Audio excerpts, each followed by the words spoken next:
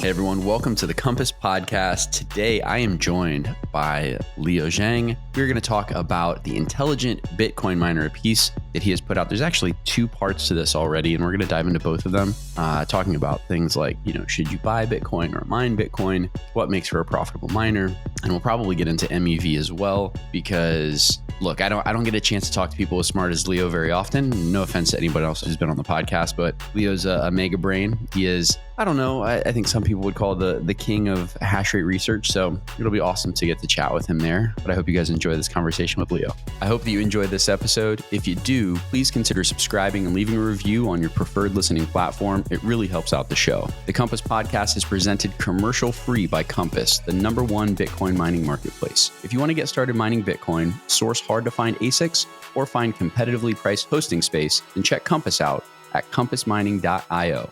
And now, on to the show. Leo, what's up, buddy? How you doing? Good. Glad to be here again. King of hash rate. I would prefer to be known as the enchanted broccoli of hash rate. What is enchanted broccoli? Yeah, so it's a house back at Stanford. It's called Enchanted Broccoli Forest. It's where most kids would just smoke a lot of joints and hang out. So it's called Enchanted Broccoli Forest. It has a very fond memory in my heart. My best memories of Stanford days. That's it. What'd you study at Stanford? Enchanted broccoli. I studied mathematics. So let's get into to these pieces, man. I know both of them are fantastic, very meaty. Anyone who is not familiar with Anitsa Research, Leo's website, and what he's been working on now for, I guess, almost a full year, a little bit over a year already, right? Yes. It's awesome. There's a ton of great information on there. We're focusing specifically on the piece that he released about 5 days ago, and then there was one just before that. The series is the Intelligent Bitcoin Miner. It's Leo, Jack Kohler, Kareem Helmy has helped as well. And then there was somebody else, I'm blanking on his name right now, but he helped with research on the first piece. Yeah, it's David Tsai from General Mining Research. General Mining Research is one of the largest mining groups in China. It's not very well known outside of the circle, but yeah, they're a group of whale. They are. Really nice guys too. Really nice guys. Shout out to Rui. Had a conversation with him not too long ago. Anyways, getting into this, man, what led you to write or to start down the path of researching what it means to be an intelligent Bitcoin miner, and what led to the writing of these pieces? Yeah, so I think for this series, the Intelligent Bitcoin Miner, the main focus is really on how to price hash rate and specifically how to price machines. Because it's no secret that machine pricing is very difficult because it's very complex. It involves a lot of complex financial variables, but as well as physical attributes, right? And not to mention the supply chains, and there's always a lot of inefficiencies in these information. So I know people have attempted at coming up with general framework or just very simple metrics for benchmarking where the return is by using stuff like static days of return, static break even day, which is pretty much the same concept, cost of production based on snapshot 1 day difficulty and price. But the limitation of these metrics are also very clear, very obvious. So in order to capture the future uncertainties of hash power production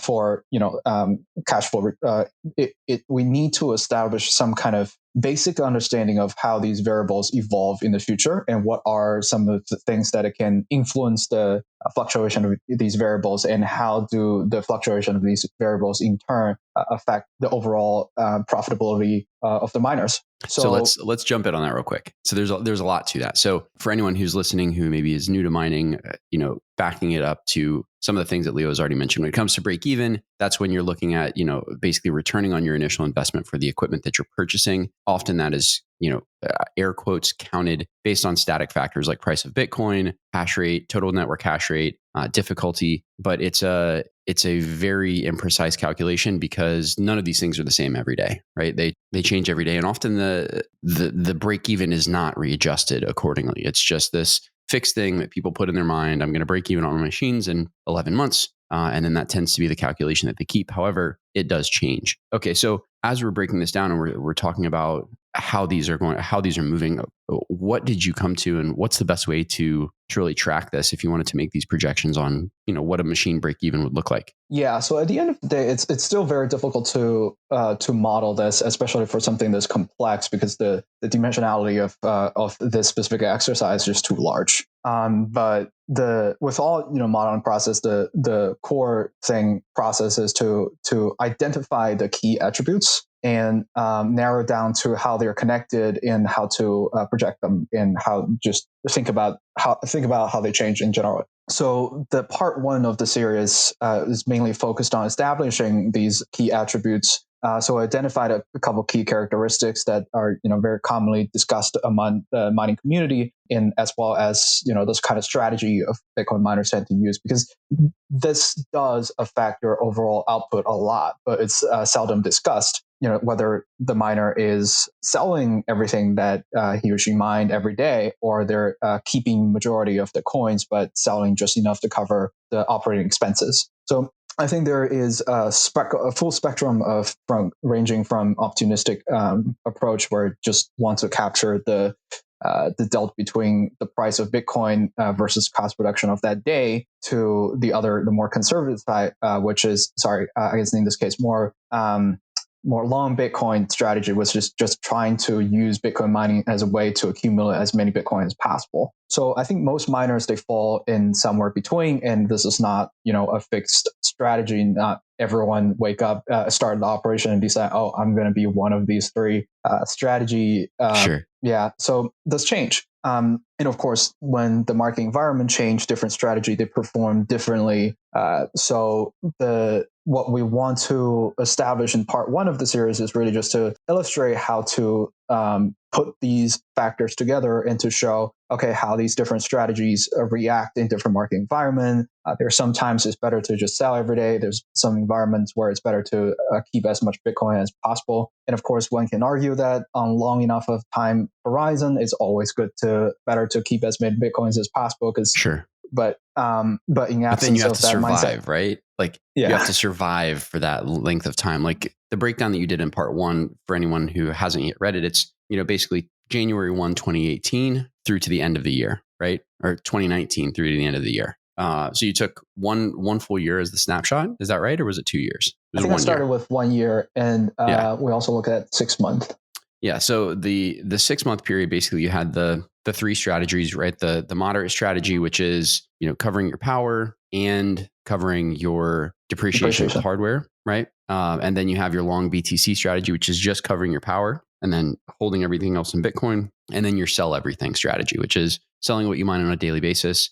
And then, over the course of the year, basically everyone lost money because of market conditions. All three strategies lost money, but the least amount of money was lost by the person that was selling every day. But then as you break it down and you talk about, turning off machines and how the strategy can develop, actually the person who sold daily would have made a little bit of money if they play the market correctly. So that speaks to the fact that, you don't just go in with one mindset and that's your strategy and this is what you're going to do forever.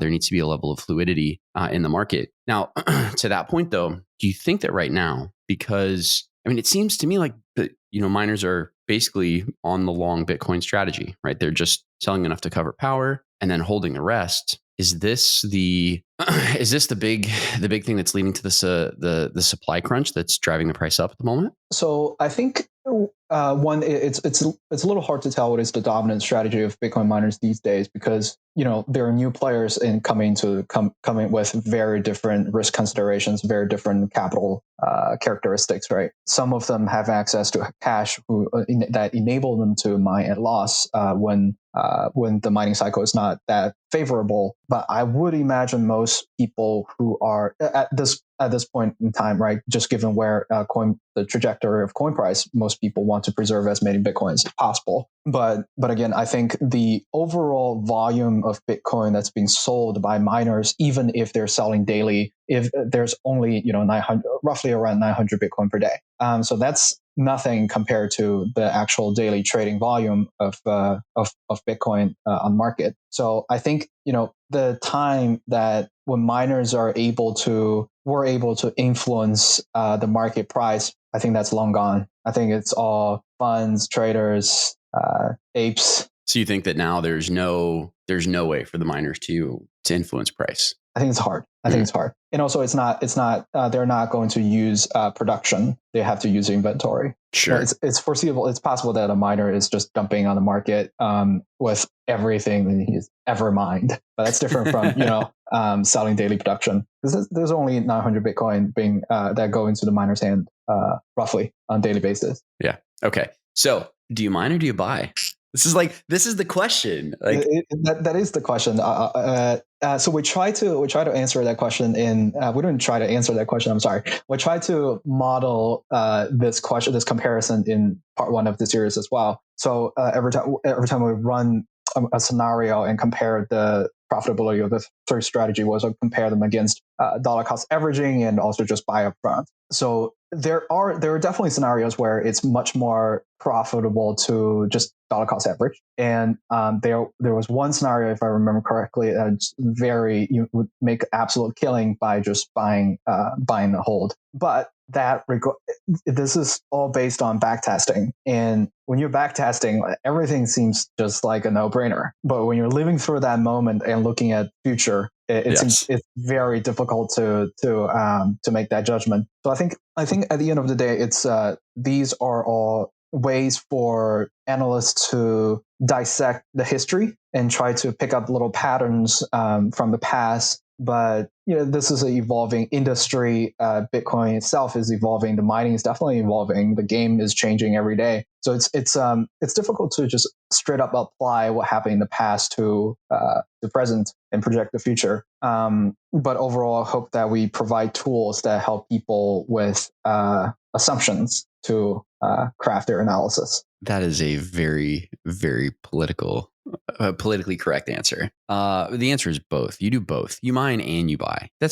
You do both. But no, in all of your research though, what did you deduce? I mean, what were your feelings based on the information that you were finding? Yeah, I think at the end of the day, for people who want to achieve certain goal, which is really just accumulate as much Bitcoin as possible, right? It really depends on their access to power. If you're someone who is mining on 6 cent electricity, it's probably better for you to just use that money and go dollar cost averaging. But if you can secure 3 cent electricity and your maintenance, your technicians, you have all these taken care of, the chance that you're going to make a lot more Bitcoin compared to just go on the market and purchase is probably higher. So I think it's difficult to establish a general framework because I think it's very, very case by case. Depends on the group's skill set, access to resources, what kind of resources they have. The answer is going to be very different. So our goal is not to provide investment advice in the sense that like whether it's better to do one or the other, but to provide a framework of thinking, tools. Sure. Yeah. And that makes sense. I'm just, forcing you to an opinion of your own. It's what we got to do, when you get into the next part of part 1, the next section of part 1, talking about your hash power pricing. This is something that you've dove into multiple times, but how does the pricing of hash rate play into all of the research that you did for Intelligent Bitcoin Miner part 1 and part 2? Yeah. So I think so for in this series, we started to use simulation instead of some kind of theoretical model to do this exercise. I think it's definitely easier to just given the number of variables, it's much easier to do a simulation instead of coming up with some kind of equivalent of Black-Scholes for this. Because inherently, we tried that in the past, and I think anything that we come up with inherently falls short on certain assumptions, particularly assumptions around the underlying time series. But with simulation, there's still a lot of problems. We still have to make a lot of assumptions, especially the distribution of Bitcoin price, connections between the connections of a hash rate. So in part 1 of the series, what we did was we used something called a jump diffusion model to model Bitcoin price, and this is a very common practice. Not common, I'm sorry, but this is a practice that's been discussed before. And the problem is we used a linear function to describe the relationship between global hash rate and price. And this is sort of a very lazy approach. But at that time, it was it was advanced enough of a paper to be introduced to the community. But I've always just sort of been like very wary of that specific part. So after part one, it was very obvious to me that we need to take this to the next level. And the way we do this, and actually, there's something already we mentioned at the end of the part one, that in order for this to be really good, or at least improve the accuracy of the model, we need to use something called agent-based simulation. And the basic idea is that every miner is different, right? Every miner react to the market differently, and they're just each little individuals that sort of experiences these changes in the market at the same time, but they produce different outputs. So Bitcoin goes up by a certain percentage, miner A and miner B are going to have a different reaction. So the idea in part two is that instead of modeling global hash rate as a function of price, we break it into different individual miners with very different characteristics. Miners who run different machines, miners who run at different electricity. So we sort of model miners into these individual miner class, and each miner looks slightly different. So Bitcoin price becomes this independent input that every day feeds into these miners, and each miner produces a profit or loss. And this is going to be different for a different miner with different characteristics. And these profit or loss in turn drive, and also strategy has been taken into consideration as well. So the different profit or loss in turn drive the miner's decision if they want to shut up machines or buy more machines. And therefore it spit out a hash rate output, and the sum of all the miners' hash rate becomes the new global hash rate. So we think this bottom-up approach makes much more sense, and it introduces enough like random factors such that the hash rate doesn't look like a rigid function that's just responding to price, which we know is not the case. So I think it is a huge improvement over what we had in part one, but still, it would still fail to catch a lot of the variables, and it's impossible to scram all of them into this model. But yeah, so after part one, I wanted to do this, and we recruited Kareem, who I really liked from some of our conversation that we had, and he volunteered to help us with the implementation. So yeah, so after several months of crafting this model, part two is the final result. So when it comes to machine pricing, I mean, this is something that I think most people who are new to the market don't understand, and the pricing is somewhat nebulous. I mean, often you hear people say that the manufacturer's price based on a 9-month break even or an 8-month break even period for the buyer, but it's not quite clear. It just, all we know is that as the price of Bitcoin goes up, the price of the ASICs go up. So how is that factored into the model? And are you able to lay out a clearer equation as to how these ASICs are being priced? So the best we can do is to provide like a fair theoretical value based on the assumptions that the user of the model have. At the end of the day, the pricing of the ASICs is all supply and demand, right? And especially in this market, I'm sure you guys see this better than I do. When the demand is high, you're going to see all sorts of pricing, and especially these days when everyone's just knocking on the manufacturer's door, they have a lot of leverage. They can choose, they can select, they can price differently to different clients based on the relationship. So there are a lot of human factors, a lot of psychological factors in play here that makes it hairy to create a theoretical model, but we still want to try to establish some kind of a basic framework so that hopefully the market consensus can converge to something closer to that. At the end of the day, the biggest problem is the liquidity of these instruments. By instruments, I mean machines, because machine is a hash power contract, right? It's a contract in the generalized abstract sense. It's a physical contract. And in order to have price discovery on this, you need to trade them. You have to observe the trading activities of these things. And it's hard. You have to unplug your machine, ship it to somewhere else, wait for, God knows how long. And you have to pay for transportation, insurance, and whatnot in order for it. So it's Well, it's not the first time that humanity the markets have to deal with this problem. This is how options and futures were established for traditional commodities. Olives, corn, all these. We've seen this many times. So I think this is definitely a little bit more complex, but it's not a different species. Sure. This segues quite nicely into something that I wanted to discuss with you because, of all of the research that you've done, and I know a lot of the conversations that you're having behind the scenes, there's probably not a better person that we can talk to about MEV, right? There's a ton of questions that I have about MEV. First, I want to hear it in your words. Let's start from the top. What is MEV? Yeah, so MEV it's a pretty unique phenomenon that's in permissionless blockchain that's not observed. There's something similar in traditional markets, but not entirely quite like this. And this is definitely the biggest on Ethereum, just due to the growing on-chain complexity. So these DeFi primitives have produced a lot of very interesting behavior, right? And because most of the transactions are public on the mempool, and it creates incentive for bots to constantly observe these mempools to identify arbitrage opportunities, and there are tons of these, right? Because all trades on Unit go to Uniswap. These are something, if you have the right tool, these are visible. So, for instance, if a bot, and this happened way before this idea has been formalized. So, for instance, if a bot identified a arbitrage opportunity that someone else has placed on the mempool. Yes. And this bot can the simplest way to capture is just simply pay for a higher gas and try to front run. Yeah, run this. Yeah. And if other bots see this opportunity too, they start a bidding war, and this phenomenon is called priority gas auction. And this is part of the reason why at times gas costs become so high.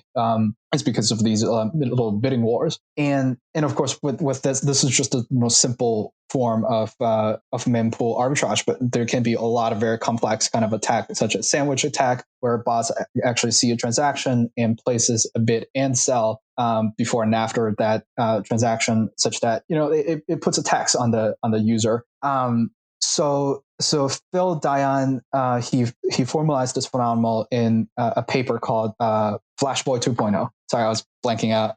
And this definitely this immediately created a ripple, a wide discussion among the community, and people realized, wow, this is actually really serious. And people start to realize, MEV is an inevitability due to the growing complexity on chain, and it's very difficult, almost impossible to just not technically impossible, but just in terms of incentive, it's very difficult to sort of just to erase this. So there are different thoughts on how to mitigate this, because it's possible that MEV is going to be toxic to Ethereum, because it sort of incentivizes a lot of different some very interesting attack models, such as miner try to extract these themselves. They try to censor transactions and take the arbitrage opportunity for themselves, or a time bandit attack, which is really just these short-term reorgs that if miner identified, they think it's more profitable for them to capture those themselves. So yeah, there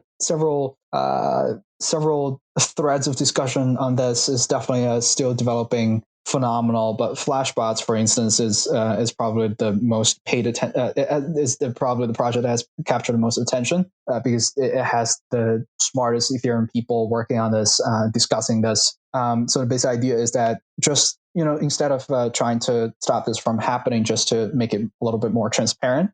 So the sequencing part, transaction sequencing, is been auctioned out of the miner's hand, so that people can pay sort of this mining, the entire specific part of the mining infrastructure for the right to structure to sequence transaction in an order that they want. So a question on that. So when it comes to the sequencing of events, obviously it's to front run. So is there, other than to make sure that your transactions are included in a particular order, is there any other reason for this? Front running, it sounds like front running and then potentially malicious behavior are the only two incentives behind it. Is that correct? Yeah, you can play offensive or defensive here, right? So by offensive, I'm really mean like you want these transactions that you initiate to happen in a certain sequence, such that you make sure that this the kind of outcome that you're expecting has a relatively deterministic outcome. And defensive in the sense that if you're going to place a large order of some sort on some kind of on-chain infrastructure, you want to make sure that it doesn't get sandwiched by any other players. You want to make sure that there's enough of sort of transaction buffers that make sure also just to guarantee the outcome that you hope to achieve. And of course, for professional traders, the kind of games that you can play in with this is quite creative. But the central idea here is that miners used to control two things, right? Miners still control two things. One is transaction inclusion, and the second is transaction ordering. But by miner, I'm really talking about mining pool operators because miners don't. So each individual miners don't really have that power. So in the past, transaction inclusion is where most of the mining pools try to optimize, right? So there's a specific type of strategy for including to pick up transactions from the main pool. But there's nothing that has been done at least for the mining pool to think about, okay, how do we sequence these transactions? Because it really didn't matter to them. But now it's sort of, if this part is being auctioned out, unless the miners are actively participating in sequencing themselves, which they don't really have incentive unless they're traders. Sure. They can actually capture more money by letting other parts of the infrastructure, outsource the part of the specific part to other part of the community who actually have incentive to submit this sequence of block. And now we're seeing that, right, with Flashbots partnering with a lot of the ETH mining pools, right? We're seeing these partnerships come to pass. Yeah, I think we're seeing over, I don't remember the latest number, but something like 60% of total Ethereum hash rate is running on Flashbots now. I think this is inevitable. And I think all the incentive for mining pools to provide the service is also there, right? Because this is additional earning for miners, especially in light of EIP 1559 and God knows when transition to ETH2. It's just a lot of... We got to jump in on that. So EIP 1559, how does that play with Flashbots? I mean, now that you have this improvement protocol that's happening, what does that do? How does that impact MEV, or does it impact MEV? So I think the impact is indirect, but of course these things are all connected, right? The base fee is supposed to be one thing for sure is miners are going to earn less. Sure. But the incentive I think is just transferring this connection between the payer and the receiver of the tip to a different lane, if that makes sense. But now, EIP 1559 decreases the profitability for miners. There's been the argument that this doesn't decrease transaction fees, but it still makes mining less profitable for ETH miners. But with Flashbots and EIP 1559, does this actually continue to push the transaction fees higher because now there are entities competing for the order of those transactions through Flashbots? So the hope of Flashbots is that it can actually manage to push the transaction fee down because the priority gas auction, right? These active bidding war, they happen separately from what the rest of mempool is seeing. So a poor analogy would be it's sort of everyone is running on this open field. And when these bidding war happens, other people who don't really have this need to be part of this gets dragged along, and therefore the overall fee is higher. But now you sort of create this super highway, right? This highway that people who are interested in this bidding war, they drive to that highway, and the rest of the lanes they can drive at their own pace. Got it. So now what happens when we go to ETH 2.0 in 15 years? I don't know. So this is definitely being actively discussed. So in theory, validators can also happen to a validator network. It's possible that slashing can mitigate the kind of reorgs, the time bending attack that threatens Ethereum in the current format. But I think a lot of I haven't been following ETH 2.0 close enough to understand its exact shape. Still early, right? You got time to figure out ETH 2.0. Yeah, but there are so rollups has been discussed as a possible way to sort of mitigate this because so for instance, Optimism, they separate the sequencing and inclusion, or at least that's the idea last time I checked. But again, there's also a problem with cross rollup because it breaks the synchrony of So how do different rollups communicate? This definitely would require some asynchronous blockchain application development. But that's pretty bleeding edge stuff. Well, yeah. I mean, there's still going to be the need, the desire for the proactive and reactive and the offensive and defensive positioning of these transactions in the blocks, right? Whether it's with proof of stake or with mining. So, I mean, if we're talking about node validators, personal opinion is moving to proof of stake is going to further centralize the system, right? It's going to put, I think, a greater amount of power in fewer people's hands when it comes to ETH or any proof of stake system. So does this then, God, man, it's going to be crazy to see how these node validators will be able to influence the way that transactions are structured. Do you have any thoughts on what this could look like for MEV? Yeah, it's difficult to generalize right now, and I'm not saying this just to hedge my position, but I truly don't know. Sure, of course. Yeah. So I've read all the arguments that suggest that these validators are going to just become centralized service providers, right? And I think it does seem like it makes sense. But on the other side of the spectrum, proof of work is also getting more and more expensive. There are larger facilities being raised by people who have a lot more capital. So like industrialization is an inevitable trend for proof of work. But one thing that can happen to sort of like slightly mitigate this is exactly what you guys do, right? To break a larger player into smaller pieces and have different people own it, right? But still, it doesn't change the fact that an operation, each individual operation, regardless of who owns it, is getting more and more expensive. Yes, agreed. Yeah, I think the difference between proof of work and proof of stake is I can buy one ASIC and put it on the network, and I may have it's a drop in the bucket, but I'm at least in the bucket, right? When it comes to proof of stake, you have to meet a minimum amount of ETH to stake, right? Like I can buy one ETH and it does nothing. I'm not a drop in the bucket. I'm nothing. So you have nodes, you have the people who can run a node, and then you have the people who are just buying ETH. There's no in between. Like buying one doesn't make you a participant in the network, which is the big differentiator. But I mean, who knows at this point what it's going to look like? All we have to look at are smaller chains with many less participants and far less at stake, no pun intended, than what we're going to see with ETH. So where do we go from here, man? Where do we go from here? You've got flash bots that are accounting for 60% of the hash rate on ETH, or of the blocks that are being mined on ETH. What does this look like from here, assuming that nothing changes, assuming we're not going to ETH 2.0 in the next 6 months? Yeah, I actually think this is there will be a lot more this type of centralized service providers. And by centralized, it doesn't necessarily mean that one group versus like one group owning a lot of hash power, but really just like one group that's working on owning a specific layer of the stack, right? So I think it's it looks like Flashbots is going to be hard to compete against in foreseeable amount of time, unless someone else fork their code and launch a token and everyone wants to buy that token.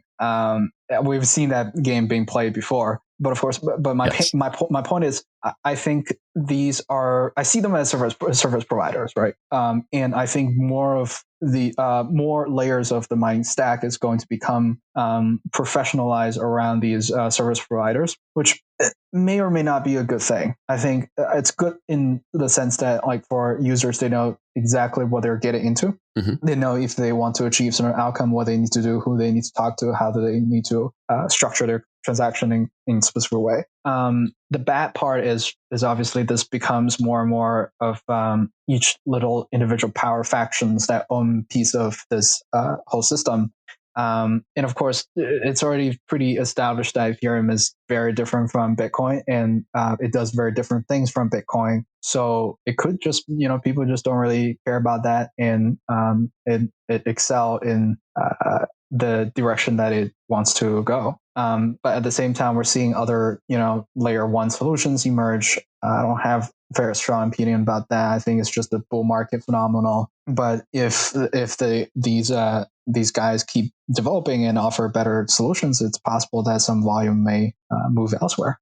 Especially if they can figure out how to maintain MEV with proof of stake. If that's able to be proven out, then I think there's a lot of carryover to the other layer ones. But okay, you mentioned the differences between Bitcoin and ETH. How about similarities? Is there a way that MEV can work on Bitcoin? In theory, yes. So when the block subsidy continues to diminish, and also when it is also possible for aligning channels. But however, it's much easier for Bitcoin to mitigate MEV compared to Ethereum. And the Ethereum, the biggest problem is on-chain complexity as well. It's statefulness. But for Bitcoin, I think it's just it's easier to mitigate.